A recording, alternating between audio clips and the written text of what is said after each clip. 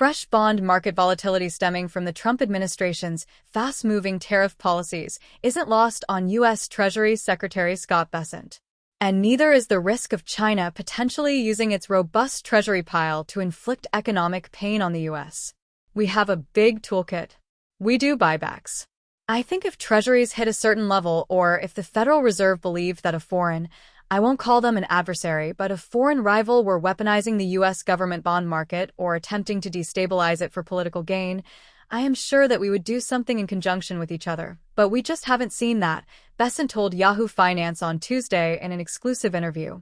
While much attention has been focused on the sliding stock market this month, investing pros say it's time to shift more focus to unusual activity in the bond market. Of note is that as investors sold off stocks, bonds were unloaded as well. That's despite treasuries often being viewed as a place of safety during stock market turbulence. The 10-year Treasury yield has risen to 4.38%, sending mortgage rates above 7%. Just last week, as tariff concerns rippled through markets, the 10-year yield advanced 50 basis points, the most in more than 2 decades. In mid-September 2024, the 10-year yield hit a low of about 3.62%. The moves in the bond market are sending signals the U.S. may have trouble paying its future debts and could soon fall into a recession. Experts add that the rise in yields also expresses a lack of confidence in a good resolution to Trump's trade wars and China possibly selling treasuries.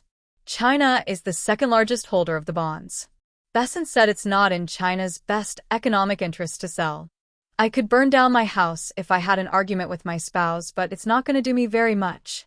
If they started selling treasuries, they would, they'd have an effect on the price, he noted. But more importantly, they accumulate dollars, and what are they going to do with the dollars?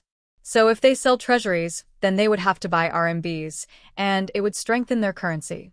And they've been doing just the opposite. They've had a weak RMB policy.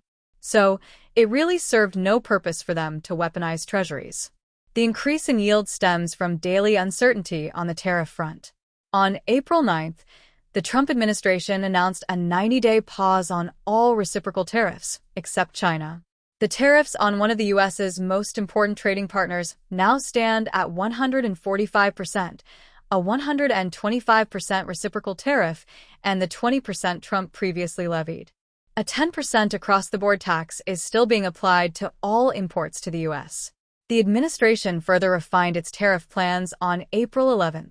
The White House issued a rule that spared smartphones, computers, semiconductors, and other electronics from reciprocal tariffs, especially the harsher tariffs on Chinese goods. U.S. Customs and Border Protection said the goods would be excluded from Trump's 10% global tariff and the 125% reciprocal Chinese tariffs.